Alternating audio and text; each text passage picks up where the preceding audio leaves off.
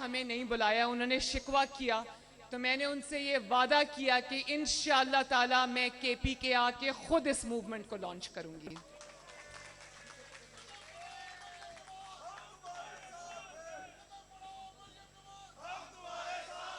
अच्छा, मैंने कदम बढ़ा दिया, अब आपको बढ़ाना है कदम इंशाअल्लाह। मेरे बच्चों, जरा नारों से आगे बढ़कर भी हम थोड़ी सीरियस बात कर लें। बहुत ज़रूरी है ताकि आपको और पाकिस्तान के सारे तलबा को ये पता चले कि ये शेर जवान मूवमेंट क्या है और इसके मकासद क्या हैं। सबसे पहले, ये तहरीक तो बज़ाहिर नहीं है, इसका नाम नया है शेर जवान, लेकिन मैं दिल से ये समझती हूँ कि ये इस तहरीक के मकासद वही हैं जिसकी बुनियाद आज से 83 साल पहले, 83 इयर्स पहले, 1937 में all India Muslim students federation के नाम से रखी गई थी, जिसके सरप्रस्त आला कायद आज़म मोहम्मद अली जनात खुद थे और जिसने कायद की क़यादत में तहरीक पाकिस्तान में हरावल दस्ते का किरदार अदा किया था। मुझे अब वो याद आ रहा है, मैंने लिखा है वो 1937 में कलकत्ता में मुस्लिम नौजवानों से खिताब करते हुए कायद आज़म ने फरमाया था कि नई नस्ल के नौजवानों, आप में से अक्सर इकबाल और जिना बनेंगे। मुझे पूरा यकीन है कि कौम का मुस्तकबिल आप लोगों के महफूज हाथों में रहेगा। रहेगा ना? बोलो इंशाअल्लाह। तो शेर जवान, देखो, कहते हैं कि इसमें खवातीन को इन्वॉल्व नहीं किया, उसमें शेर जवान जो है वो जेंडर स्पेसिफिक है। शेर जवान बिल्कुल जेंडर स्पेसिफिक नहीं है। हम सब भी शेर हैं, शेरनी हैं इंशाअल्लाह ताला, और इसी जज्बे से लड़ेंगे।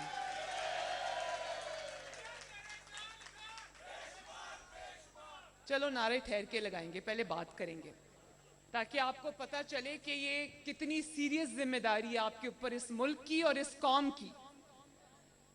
तो मैं ये समझती हूँ कि 72 इयर्स पहले पाकिस्तान जब बना था, उसके जो अगराज व मकासद थे, जिस लिए पाकिस्तान बना था, हमें आज भी सही मायनों में उसकी इम्प्लीमेंटेशन नज़र नहीं आई।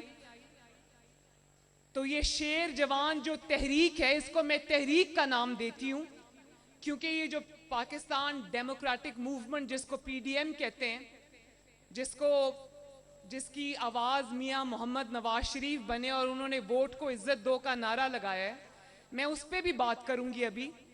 लेकिन शेर जवान जो है वो मेरे आप जैसे जो बहुत ही प्रॉमिसिंग पाकिस्तान के नौजवान हैं, उनको सियासी शऊर देने की तहरीक है।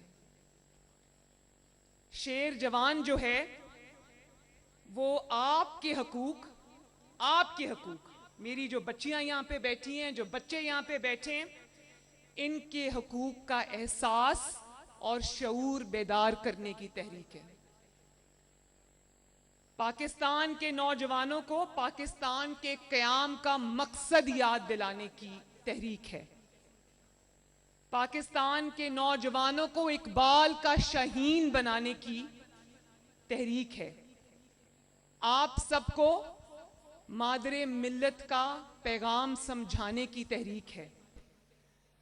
आप सबको आईन का मतलब समझाने की तहरीक है। पाकिस्तान के नौजवानों को जमहूरी निज़ाम पर एतमाद देने की तहरीक है।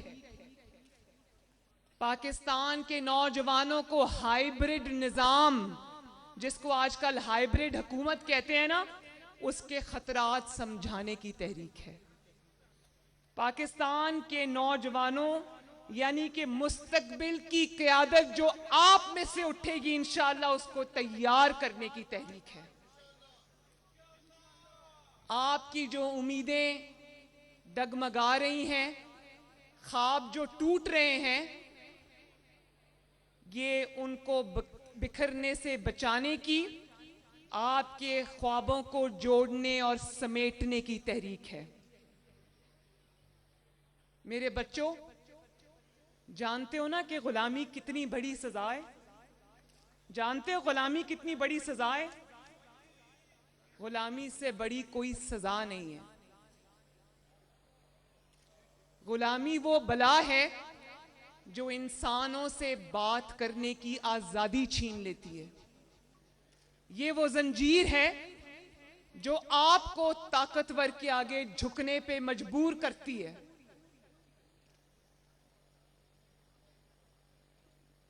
गुलामी वो बला है जो आपको सर फेंक कर, आपको खौफ के अंदर मुब्तला करके भेड़ बकरियों की तरह हांके जाने पर मजबूर करती है।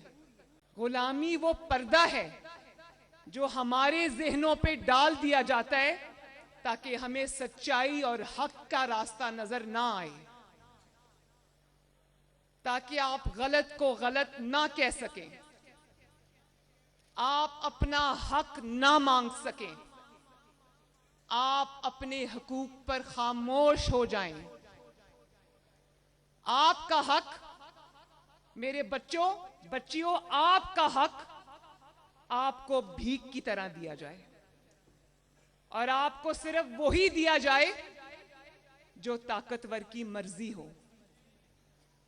कोई अपना हक मांगे, सवाल करे, तो उसको काले पानी की सजा सुना दी जाए। अभी मुझे याद है कि कुछ दिन पहले मैंने सोशल मीडिया पे देखा कि वो वाला सूबा बलूचिस्तान, पाकिस्तान का काबिले फख्र सूबा, जिसमें सुई के मकाम से अरबों रुपए की गैस पूरे पाकिस्तान को सप्लाई होती है, और उसी बलूचिस्तान में जहां पंजाब के अंदर उनको PMLN की हुकूमत ने स्कॉलरशिप्स दिए थे, सिर्फ 600 स्कॉलरशिप्स, मेरे बच्चों 600 स्कॉलरशिप्स भी उनसे छीन लिए गए। और वो 12 दिन से बच्चे सड़कों पे रुल रहे थे, अपने घरों को छोड़ के आए थे, अच्छे घरों के बच्चे थे, आप ही जैसे बच्चे थे वो। जब मैंने सोशल मीडिया पे उनकी तस्वीरें देखी तो मुझे इतनी तकलीफ हुई कि मैंने रात को ये फैसला किया कि मैं सुबह उनके पास जाऊंगी। 12 दिन वो बच्चे लॉन्ग मार्च करते रहे, पैदल सड़कों पे रुलते रहे। इस हुकूमत में से किसी को इतनी तौफीक नहीं हुई कि उन बच्चों को जाके पूछे और कहें कि आपका क्या मसला है। जब मैं उन बच्चों के पास गई तो मैं हल्फन आपको ये बात बताती हूं कि उनकी आंखें ना सो सकने की वजह से, घर से दरबदर होने की वजह से लाल थीं, उनके बाल और उनके चेहरे गर्द से अटे पड़े थे। अपने घरों से माओं के बच्चे 12-12, 14-14 दिन से निकले हुए थे, लेकिन उनकी आवाज कोई सुनने नहीं आया। तो मैं ये, अगर आपका हक भी आपको भीख की तरह दिया जाएगा और आपके साथ ये सलूक होगा, तो ये चीज ना नवाज शरीफ को मंजूर है, ना मरियम नवाज को मंजूर है। और मेरे बच्चों, हम गुलामी की बात कर रहे थे ना। गुलामी वो होती है जब कराची में सिंध के IG को अगवा कर लिया जाता है और उसको घंटों हब्से बेजा में रखा जाता है, उसके फोन उससे ले लिए जाते हैं और उसको कहा जाता है कि कैप्टन सफदर को गिरफ्तार करो। वो कहता है मैं नहीं कर सकता, मुझे इजाजत नहीं है, तो उसको कहा जाता है कि तुम यहां से नहीं जा सकते जब तक तुम गिरफ्तारी के ऑर्डर्स पे दस्तखत ना करो। और गुलामी ये होती है, ये मेरी जो बच्चियां यहां बैठी हैं ये समझेंगी इस बात को, कि मैं सुबह 6:30 बजे 6 बजे अपने कमरे में सोई हूं और मेरा दरवाजा तोड़ के ये कमरे के अंदर आ गए। क्या रियासत अपनी बेटियों बहनों के साथ ये सलूक करती है? और अगर हमने इस पे आवाज ना उठाई, मेरे बच्चों मेरी बच्चियों, तो ये पाकिस्तान के हर घर में यही चीज पहुंचेगी, फिर आपको बचाने वाला कोई नहीं होगा।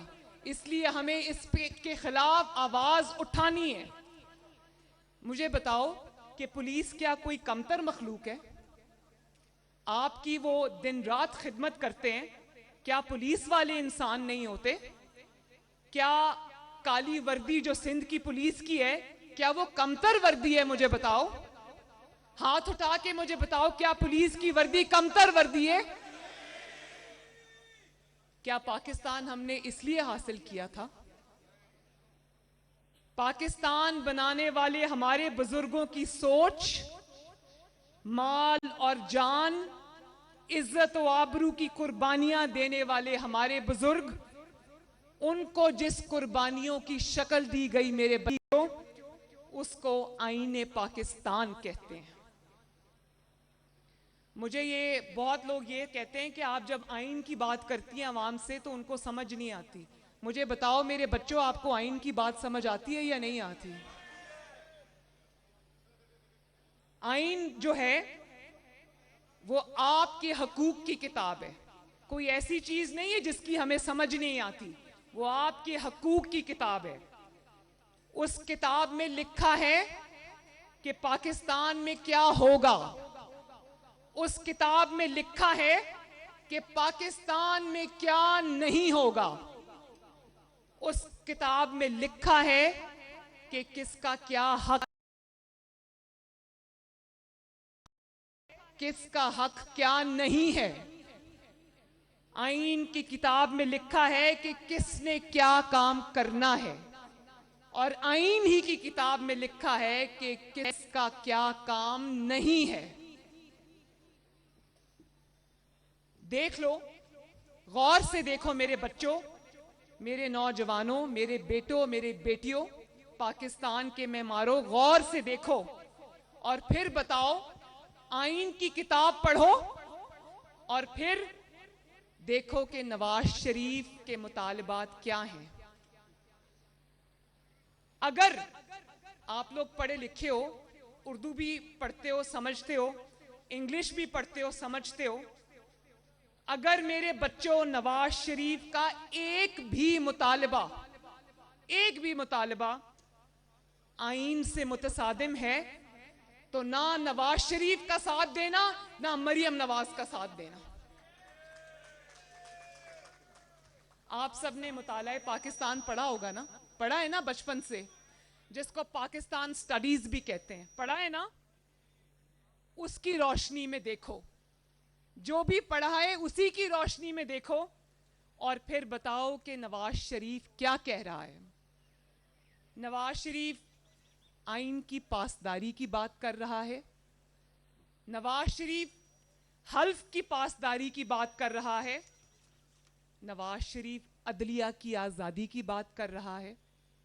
और आज मैं अभी सुन रही थी कि मुझे किसी ने एक मैसेज फॉरवर्ड किया कि ये जो सिलेक्टेड हुक्मरान है इमरान खान, वो कहते हैं कि एक जज को ऑपोजिशन बड़ा चढ़ा रही है। किस जज की बात कर रहे हैं जानते हो ना? और ये भी जानते हो ना कि काजी फाइज ईसा को किसने निकालने की साजिश की थी और क्यों की थी? कौन बताएगा मुझे कि क्यों की थी काजी फाइज ईसा को निकालने की साजिश? कौन बताएगा?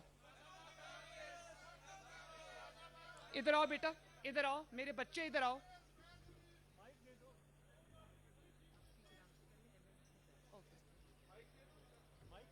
नहीं नहीं, मेरे पास आओ, मेरा माइक शेयर करो, आजो आजो। किधर गया बच्चा?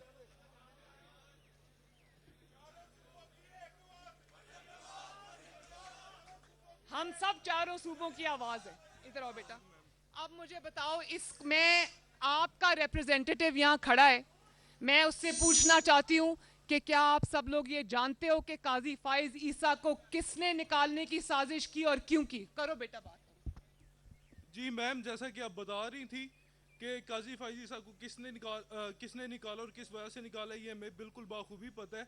उसकी वजह ये है कि फैज़ाबाद जो धरना हुआ था हुकूमत गिराने का, उसके ऊपर जो सदारती रेफरेंस बनाया था इन्होंने, उसके ऊपर हक की और सच की बुनियाद पर, तो उस वजह से इनको निकाला गया था।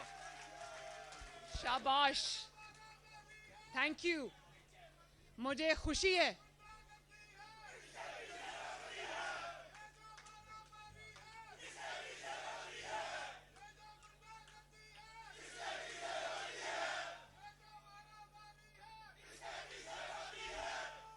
बच्चों, एक बात मैं और आपको समझा दूं।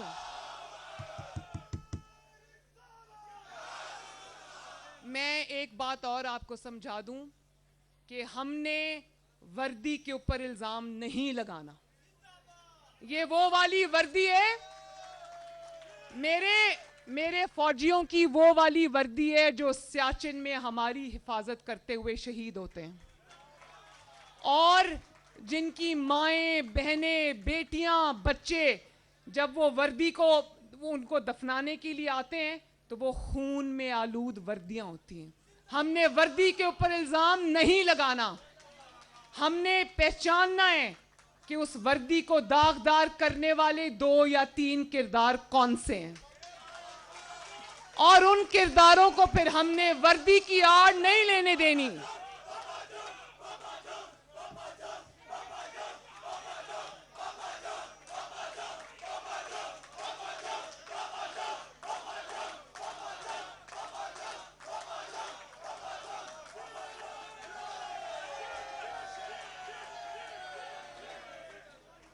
आज ये जो आप आवाज उठा रहे हो ना पापा जॉन्स के खिलाफ और पिज्जा वालों के खिलाफ, वो इसलिए है, नवाज शरीफ को समझ आ रही है कि मेरी आवाम को सब समझ आ रही है। और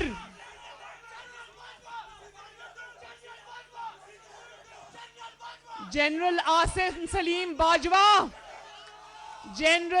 सलीम बाजवा कौम के नौजवान आपसे ये सवाल कर रहे हैं कि आपके पास खरबों की जायदादें कहां से आईं?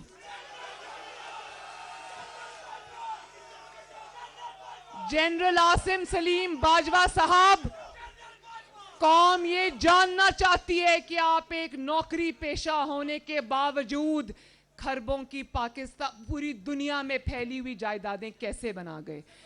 और अगर एक 3 दफा का वजीर आजम एक इंतकाम नमा एहतसाब के सामने पेश हो सकता है, तो क्या पाकिस्तान में कोई मुकद्दस गाय है? अगर आपकी बहन 200 पेशियां कर सकती है, नैब की भुगत सकती है अपने वालिद के साथ, तो फिर किसी को क्या अमर माने हैं? आसमान से यहां कोई नहीं उतरा, सबको जवाब देना पड़ेगा। और नवाज शरीफ यही बात कर रहा है मेरे बच्चों। नवाज शरीफ अदलिया की आजादी की बात कर रहा है, नवाज शरीफ मीडिया की आजादी की बात कर रहा है। और आप देख रहे हो ना मीडिया को, कि मीडिया को एक चीज फीड की जाती है और उसके बाद पूरे मीडिया को मजबूर कर दिया जाता है कि वही रटा रटाया सबक आपके सामने पढ़ दे। और जो इस सबक को पढ़ने से इनकार करते हैं उनको उठा के नैब की जेलों में डाल दिया जाता है।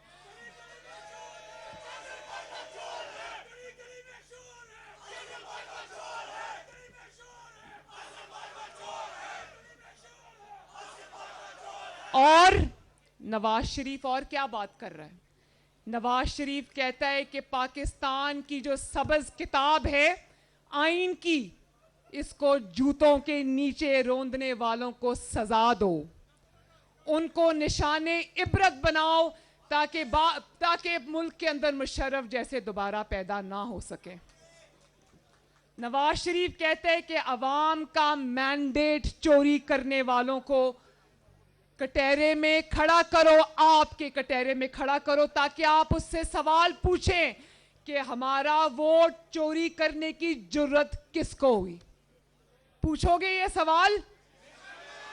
या आपको मंजूर है कि आप वोट किसी और को दो, निकले किसी और के सामने? और वोट को इज्जत दो मेरे बच्चों सिर्फ एक नारा नहीं है। वोट को इज्जत दो का मतलब मैं आपको समझाती हूं, जरा गौर से सुनना। जब वोट को इज्जत मिलती है मेरे नौजवानों, तो आपको लैपटॉप्स मिलते हैं, आपको स्कॉलरशिप्स मिलते हैं, आपको वज़ाइफ मिलते हैं, आपको आपके जो गरीब तलबा हैं आप में से उनकी फीस की अदायगी हुकूमत अपने जिम्मा लेती है। आपके लिए नए स्कूल्स और कॉलेजेस बनते हैं। पंजाब में कितने नए स्कूल्स और कॉलेजेस और यूनिवर्सिटीज बनी, आप लोग इसके गवाह हो ना। शहबाज शरीफ के दौर में गवाह हो ना। इंटर्नशिप्स मिलती हैं, पेड इंटर्नशिप्स मिलती हैं, यूथ लोन्स मिलते हैं ताकि आपको दर बदर के धक्के ना खाने पड़े और नौकरियों के लिए अपना पूरा जिंदगी खराब ना करनी पड़े। जब वोट को इज्जत मिलती है मेरे बच्चों, तो 22-22 घंटे की लोड शेडिंग जीरो पे आ जाती है। जब वोट को इज्जत मिलती है तो जगह जगह, गली गली, मोहल्ले मोहल्ले, शहर में होने वाले बम धमाके खत्म हो जाते हैं। जब वोट को इज्जत मिलती है तो हर रोज आपकी खुद मुख्तारी पर होने वाले ड्रोन अटैक्स खत्म हो जाते हैं। और दुश्मन, पाकिस्तान का दुश्मन खुद चल के आपकी सरजमीन पर आता है, बस में बैठ के आता है, आपके वजीर आजम के घर आता है और वहां जाता है मीनारे पाकिस्तान, और 72 साल से जो उसने पाकिस्तान को तस्लीम नहीं किया, वो मीनारे पाकिस्तान पे खड़ा होकर आपके वजूद को तस्लीम करता है।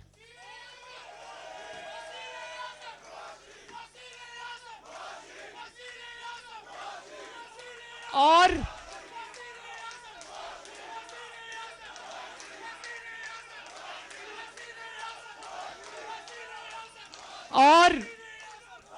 जब वोट को इज्जत मिलती है तो महंगाई 45 इयर्स की लोएस्ट पे आ जाती है। जीडीपी रेट 2.7 से या 1.7 से बढ़ के 5.7 पे जाता है और 6% उसकी ग्रोथ के चांसेस होते हैं। मोटरवेज का जाल बिछता है, सड़कों का जाल बिछता है, मेट्रो बस बनती है, ऑरेंज लाइन बनती है, सनतें बनती हैं, और पाकिस्तान में $60 अरब का सी पैक आता है। और पाकिस्तान फैटिफ से ग्रे लिस्ट से निकल आता है। और जब मेरे बच्चों वोट को इज्जत नहीं मिलती तो आपको लैपटॉप्स मिलने बंद हो जाते हैं, आपको वज़ाइफ मिलने बंद हो जाते हैं, आपकी यूनिवर्सिटीज और कॉलेजेस बनने बंद हो जाते हैं, आपकी तालीम का बजट आधे से भी कम रह जाता है, आपकी बैरून मुल्क मुफ्त तालीम का सिलसिला बंद हो जाता है, आपकी फीसें बढ़ जाती हैं, आपके घर में रोटी महंगी हो जाती है, चीनी महंगी हो जाती है, आटा महंगा हो जाता है, सेहत की सहूलियात बंद हो जाती हैं, मुफ्त दवाइयों की फराहमी बंद हो जाती है, बल्कि दवाइयों की फराहमी आवाम के लिए बंद हो जाती है। और हर घर में मसले होते हैं, आपके घरों में भी मसला होगा, मैं अच्छे से जानती हूं। आपके वालिदैन भी बैठ के सोचते होंगे, बिजली के बिल दें, गैस के बिल दें, आपकी फीसें भरे या घर का खर्चा चलाएं। ये मसले हैं ना, आजकल हर घर में है ये मसले। और जब आपके वोट को इज्जत नहीं मिलती तो दहशतगर्दी फिर से सर उठा लेती है। अभी देखा ना पेशावर में मदरसे के मासूम बच्चों के साथ क्या हुआ। और नालायकी पाकिस्तान को घेर लेती है, कारोबार बंद, रोजगार बंद, अवाम का कोई पुरसाने हाल नहीं, कोई पूछने वाला नहीं, दोस्त मुल्क सब पीछे हट जाते हैं और कश्मीर भी हाथ से चला जाता है। कश्मीरियों का मुकदमा हम हार बैठते हैं, डॉलर बेलगाम हो जाता है और ग्रोथ रेट जमीन के नीचे चला जाता है। और 17,000 अरब का तारीखी कर्जा लिया इस नालायक हुकूमत ने और उस कर्जे में आपका मुस्तकबिल गिरवी रख दिया। ये वो पैसा है, अगर कर्ज लिया था तो ये वो पैसा था जो आपके ऊपर लगना चाहिए था, जो आपकी एजुकेशन पे लगना चाहिए था, आपकी यूनिवर्सिटीज और कॉलेजेस पे लगना चाहिए था, आपकी तालीम, आपकी यूनिफॉर्म, आपकी फीसों पे, आपके रोशन मुस्तकबिल पर लगना चाहिए था। उससे गरीब का इलाज होना था, गरीब को रोटी मिलनी थी, बुजुर्ग और पेंशनर्स के घर का चूल्हा जलना था, बेवाओं यतीमों की कफालत होनी थी, नौकरियों का बंदोबस्त होना था। लेकिन ये 17,000 अरब का जो नया कर्जा है, ये आपकी बजाय आटा चीनी चोरों की जेबों में चला गया, ये कर्जा माफियाज की जेबों में चला गया, बिजली चोर माफिया की जेबों में चला गया, गैस चोर माफियाज की जेबों में चला गया। और क्या इस बात की गवाही देते हो कि 17,000 अरब कर्जे के बावजूद एक ईंट नहीं लगी पूरे पाकिस्तान में? मानते हो ना? मुल्क फिर भी कंगाल और महंगाई ने घर उजाड़ दिए। ये होता है जब आपका वोट चोरी होता है और जब एक अकल, तजर्बा और सलाहियत से आरी शख्स को उठाकर वजीर आजम की कुर्सी पे हमारे सरों पे मुसल्लत कर दिया जाता है।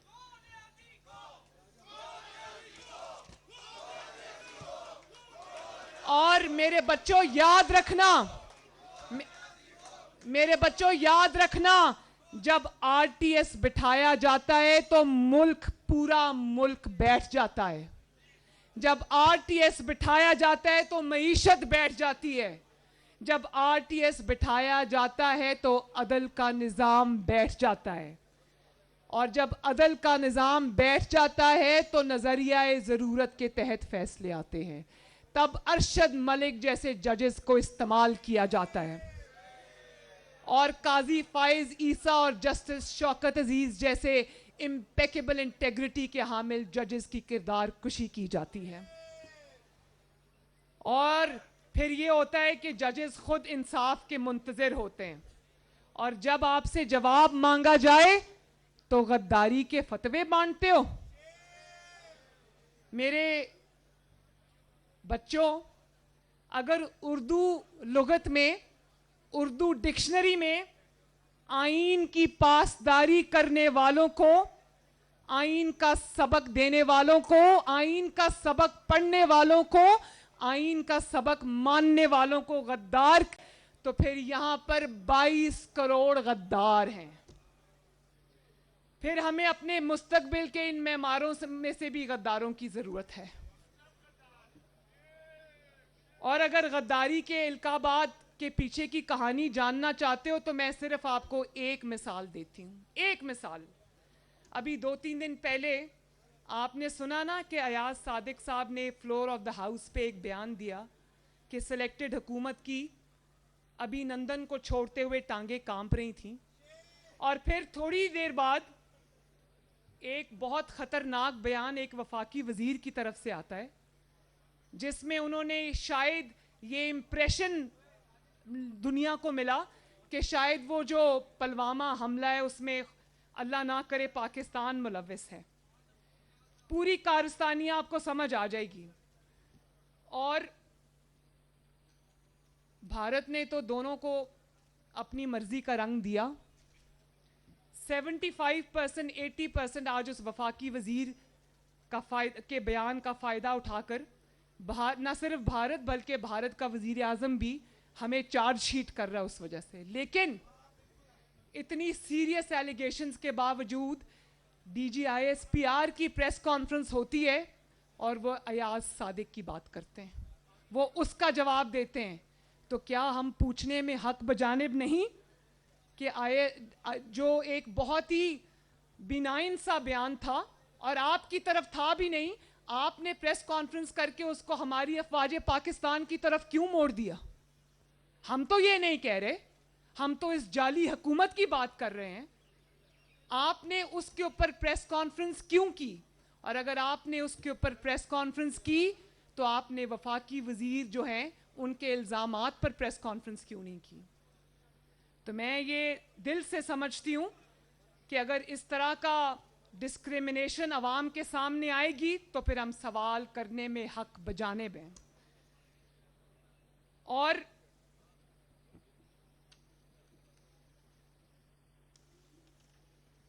मैं ये दिल से समझती हूँ कि जो DGISPR हैं वो एक प्रोफेशनल सोल्जर हैं, हमारे इदारे के स्पोक्स पर्सन हैं, उनको बहुत एहतियात से काम लेना चाहिए। आप इमरान खान और जो हुकूमत है वो तो उसको तो बहुत फ़ायदा है अगर इदारों को वो सियासत में घसीटे, उसको सूट करता है। लेकिन अफवाज पाकिस्तान को और इदारों को ये बात बिल्कुल सूट नहीं करती कि वो एक सियासी जमात के पीछे खड़े हुए नज़र आएं। वो उतने उनके उतने हमारे भी हैं, उतने आपके भी हैं। तो ये डिस्क्रिमिनेशन नहीं होनी चाहिए, ये गलत बात है, ये गलत रवायत है, और इससे अवाम और इदारों के दरमियान खलीज बढ़ती है, और फिर लोग कहने पे मजबूर हो जाते हैं कि जो इल्ज़ामात आप पर लगाए जा रहे हैं वो सच हैं।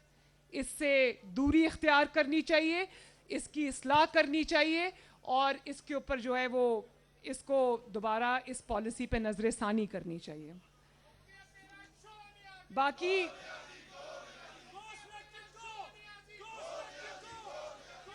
तो मेरे बच्चों, आखिर में पाकिस्तान के शेर जवानों, आपको अपनी बहन मरियम नवाज के साथ एक अहद करना है, और हाथ उठाओ कि आज आपने अहद करना है कि आइन और कानून पर चलकर वोट की इज्जत करवाओगे। आपने अहद करना है कि आप अपनी राय, अपना वोट और अपने हक की निगहबानी करोगे। आज आपने मेरे साथ अहद करना है कि आपने जमहूरी और पुरअमन रास्ते पे चलकर अपने हक के लिए आवाज उठानी है। आपने अपने मुंतखब नुमाइंदों के लिए आवाज उठानी है, और आप किसी को इजाजत नहीं दोगे कि जो लोग आपके वोट से आते हैं उनका इस्तेहसाल कोई और कर सके। आप ही उनके मालिक हो, आप ही उनके जवाबदेही कर सकते हो। आपके वोट से वो आएंगे, आपके वोट से वो जाएंगे। और आखिर में मेरे साथ ये वादा करो कि ऐसा मुल्क बनाओगे जो अपने फैसले खुद करेगा। इंशाअल्लाह बनाओगे ना?